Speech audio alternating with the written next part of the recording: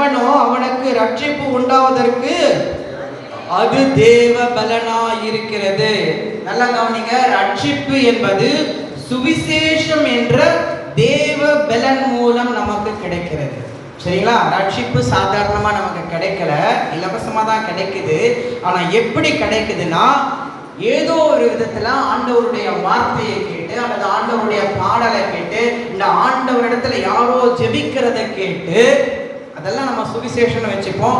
அந்த சுவிசேஷம் மூலமாகத்தான் நமக்கு ரட்சிப்பு உண்டாகிறது. அந்த ரட்சிப்பு உண்டாவதற்கு அந்த சுவிசேஷம் என்னவா இருக்கு? தேவ பலன், உலக பலன் இல்ல. நல்லா கவனிங்க, மனித பலன் இல்ல. நாம ரட்சிப்பை பெற்றுக் கொள்வதற்கு இந்த உலக பலனோ நம்ம சுய பலனோ நம்ம மனித பலனோ நமக்கு பயன்படாது. ரட்சிப்பு என்பது எதன் மூலம் வருது?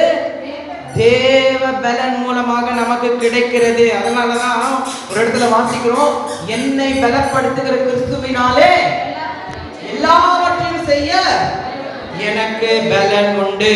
அப்படிப்பட்ட தேவ பலனால உண்டாகும் இந்த ரட்சிப்பை நாம ஒரு காலம் அலட்சியப்படுத்தி விடக்கூடாது. ரட்சிப்பை நாம மேன்மை பாராட்ட வேண்டும். ரட்சிப்பை நாம் உயர்வாய் நினைக்க வேண்டும்.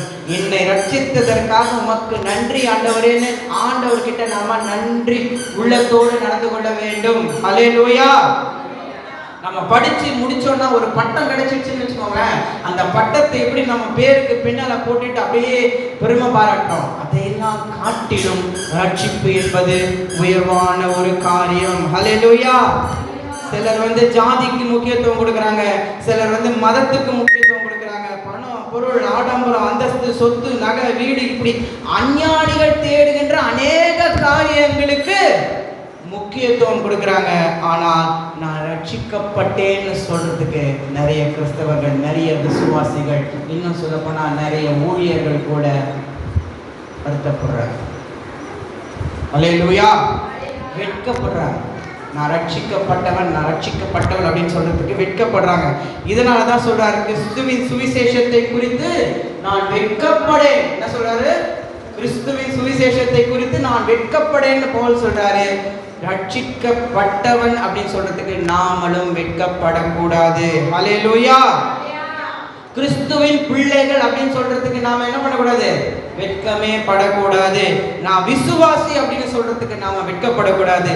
கிறிஸ்தவர்கள்னு சொல்றதுக்கு நாம வெட்கப்படக்கூடாது. நாம் அடைந்த ரட்சிப்பை நாம் மேன்மை பாராட்ட வேண்டும். ஹல்லேலூயா. நாம் ரட்சிக்கப்பட்டவங்க அப்படின்னாலே நமக்குள்ள ஒரு பலன் வந்துடணும். அது தேவ பலனா இருக்கும். ஹல்லேலூயா. ஹல்லேலூயா. பக்கத்துல இருக்கிறவங்க கை பிடிச்சு சொல்லுங்க. பிடிச்சிட்டீங்களா? சொல்லுங்க. நாம ரட்சிக்கப்பட்டவங்க, நாம இயேசுவின் பிள்ளைங்க, நாம விசுவாசிங்க, நாம வெட்கப்படவே கூடாது. நாம இந்த ரட்சிப்பை மேன்மை பாராட்ட வேண்டும். ஹல்லேலூயா. சரி, கை விட்டுருங்க. சோ ரட்சிப்பு தேவ பலன். தேவ பலனாகிய சுவிசேஷத்தினால், தேவ பலனாகிய வார்த்தையினால், தேவ பலனாகிய ஜெபத்தினால் நமக்கு கிடைத்திருக்கிறது. அந்த ரட்சிப்பை நாம ஒரு நாளும் என்ன பண்ணக்கூடாது? அலட்சியப்படுத்தி விடவே கூடாது. அதனாலதான் பவுல் எழுதுகிறார், விசுவாசிக்கிறவன் எவனோ அவனுக்கு ரட்சிப்பு உண்டாவதற்கு அது என்னவா இருக்கு? தேவ பலனா இருக்கு. தேவ பலன்னா வானத்திலிருந்து, பரத்திலிருந்து இறங்கி வருகின்ற ஒரு பலன். இந்த உலகத்துல கிடைக்கிற பலன் கிடையாது. நல்லா கவனிங்க. அவங்களுக்கு அதனால தான் நான் அழுத்த திருத்தமா சொல்றேன். நம்ம ரட்சிக்கப்பட்டிருக்கிறோம் அப்படின்னாலே அது ஒரு மிகப்பெரிய தகுதி, குவாலிஃபிகேஷன். பரலோகத்துக்கு போவதற்கு ரட்சிப்பு ஒரு மிகப்பெரிய தகுதியாக, குவாலிஃபிகேஷனாக இருக்கு.